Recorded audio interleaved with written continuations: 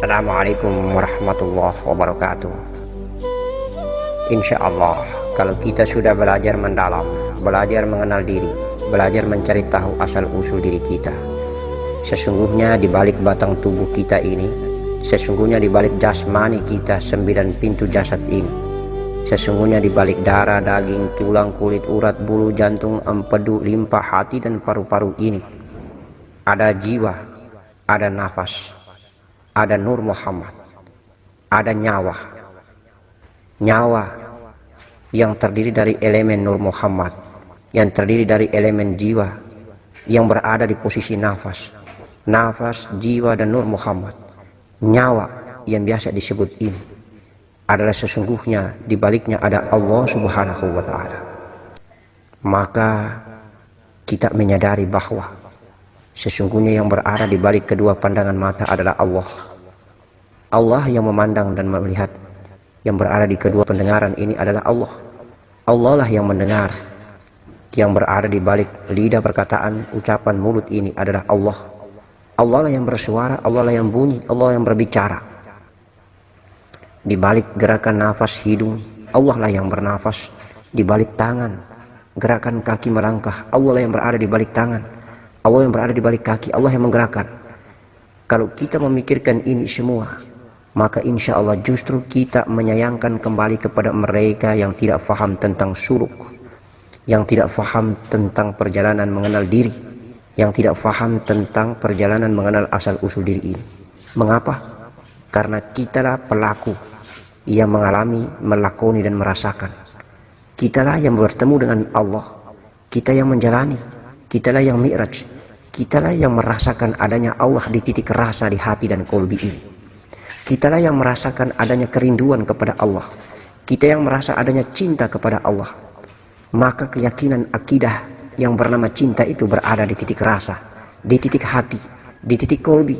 Tidak akan terganggu, tidak akan tergugatkan oleh siapapun juga yang tidak pernah memiliki rasa. Bagi mereka yang mati rasa, yang tidak ada hidup rasanya. Bagi mereka yang tidak memiliki perasaan cinta, yang tidak timbul titik rasa dan getaran hati, maka mereka termasuk orang yang dilaknat Allah. Mereka termasuk orang dan hamba Allah yang lupa dan dilupakan oleh Allah Subhanahu wa Ta'ala. Mereka termasuk hamba yang telah dibelakangkan oleh Allah Subhanahu wa Ta'ala. Mereka telah tiada. Mereka menjadi hamba Allah yang menjadi bahan bakar api neraka. Mereka adalah pembangkang. Mereka adalah hamba Allah yang sama sekali tidak dipandang sebagai hamba, tetapi dipandang sebagai orang-orang yang murtad, orang-orang yang ingkar, orang-orang yang tergolong dalam iblis laknatullah.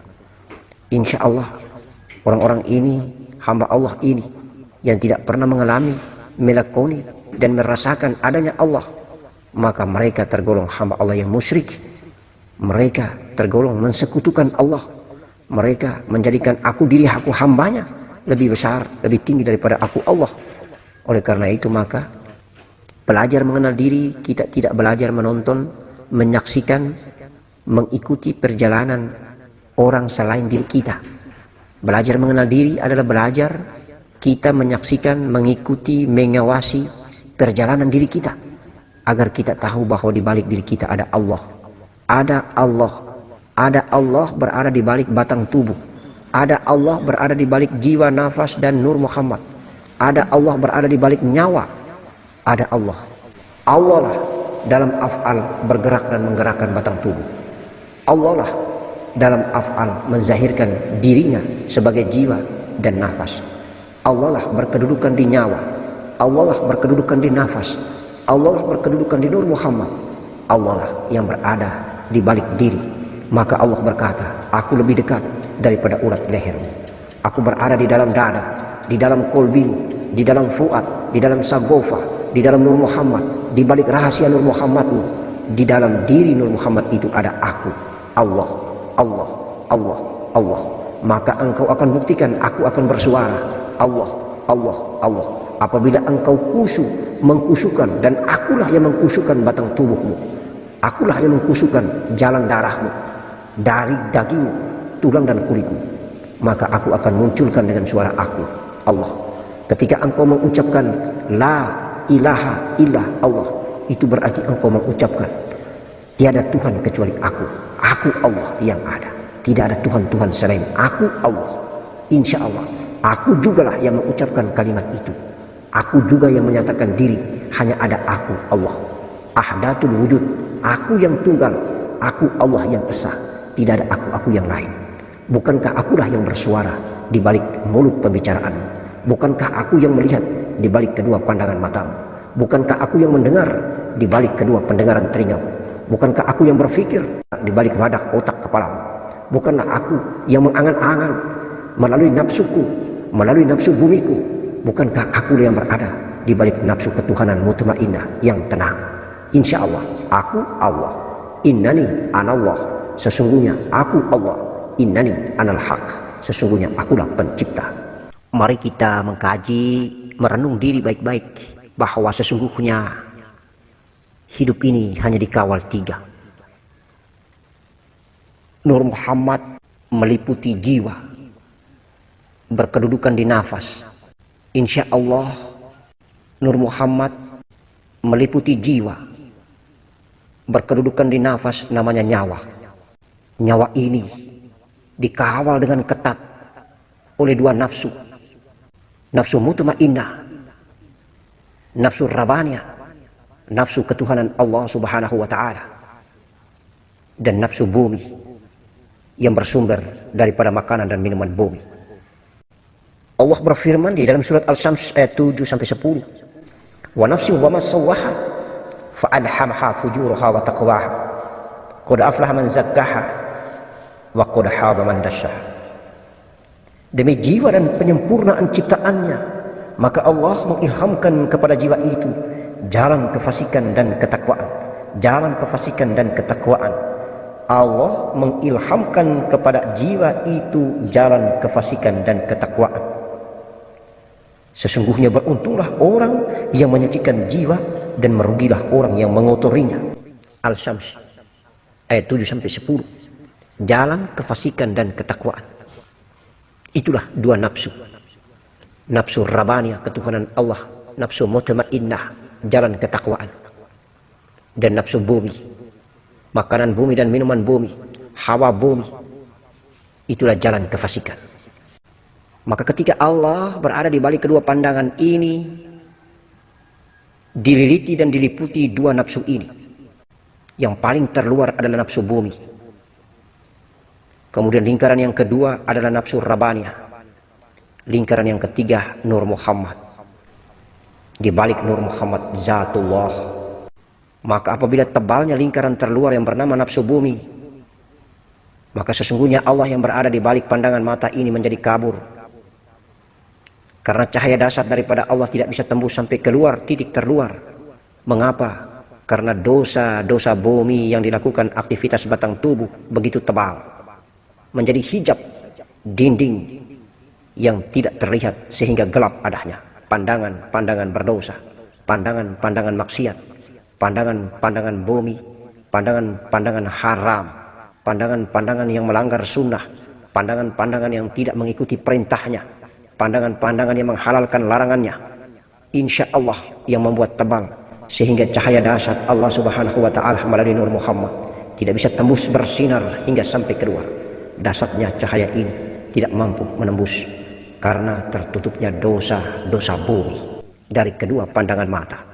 Begitupun dari kedua pendengaran telinga tidak bisa mendengarkan kasaf pendengaran ghaibiyah. Mengapa? Karena titik terluar yang bernama nafsu bumi begitu tebal, dinding yang terjaga, hijab begitu tebal, sehingga suara dahsyat Allah subhanahu wa ta'ala di balik pendengaran telinga ini insya Allah tidak bisa memancar bersinar cahaya dahsyat keluar tembus dinding terluar. Begitupun daripada lisan kalam Allah, mulut pembicaraan ini tidak begitu semurni mulut pembicaraan Allah, tidak begitu seindah suara Allah karena tertutup dengan tebal titik terluar nafsu bumi daripada lidah perkataan ini, penuh dengan ghibah, penuh dengan gosip, penuh dengan bicara-bicara kotor maksiat. Maka tidak mungkin cahaya Allah, tidak mungkin Nur Muhammad akan bersinar terang di balik kalam lisan pembicaraan ini. Begitupun hidung pernapasan ini, begitupun otak pembicaraan ini, begitupun otak fikir ini di kepala. Apabila titik terluar penuh dengan nafsu bumi, akal bumi, penuh dengan angan-angan dan imajinasi bumi, maka insya Allah tidak akan keluar cahaya fikiran itu, cahaya akalia itu. Innahu ala kulli syai'in qadir, hanya Allah yang maha kuat dan maha dahsyat.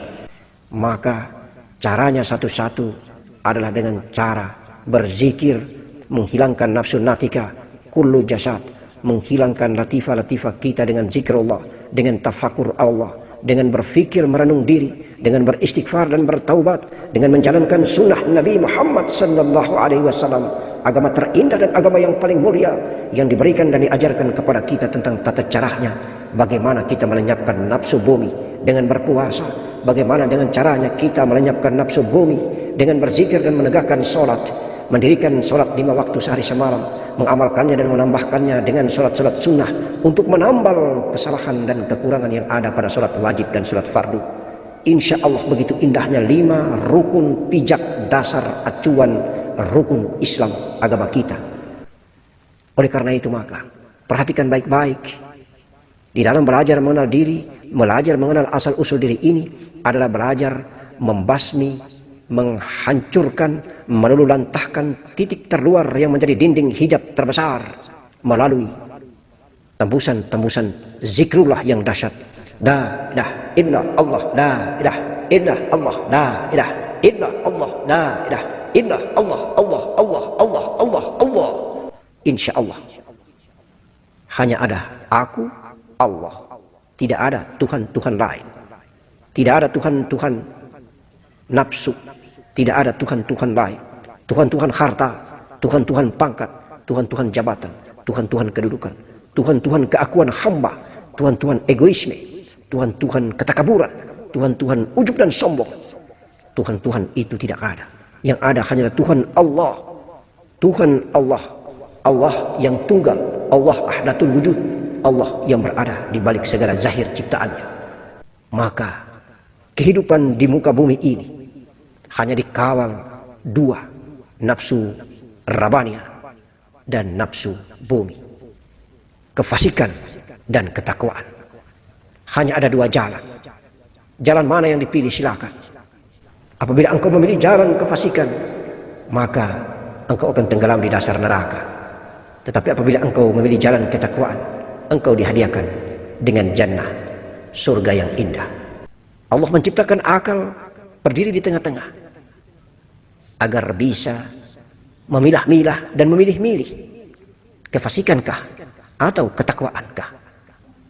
Oleh karena itu maka akal ataupun otak ini ditempatkan pada tempat yang terindah di kepala. Kemudian akal adalah hal yang gaib di balik otak ini. Akal adalah keberadaan Allah Subhanahu wa taala yang terindah di balik kolbi, di balik ciptaan. Allah berfirman dalam hadis qudsinya bahwa aku telah menciptakan terawang mahligai yang indah di bagian dada. Di balik dada ada kolbi, di balik kolbi ada fuad, itulah akal. Di balik fuad ada sagofa, itulah budi. Di balik budi ada Nur Muhammad, rahasiaku. Di balik rahasiaku ada aku, Allah. Aku Allah. Insya Allah. Mudah-mudahan kita dapat memahami. Mudah-mudahan kita dapat memahami bahwa kehidupan yang berkelana di atas muka bumi, yang mengembara di atas muka bumi yang fana ini, hanyalah menggayuti dan melawani jihadun nafs. Hanyalah menggayuti dan mengalami bertempur melawan nafsu diri. Itulah nafsu bumi. Dan kita dituntut untuk makan dan minum.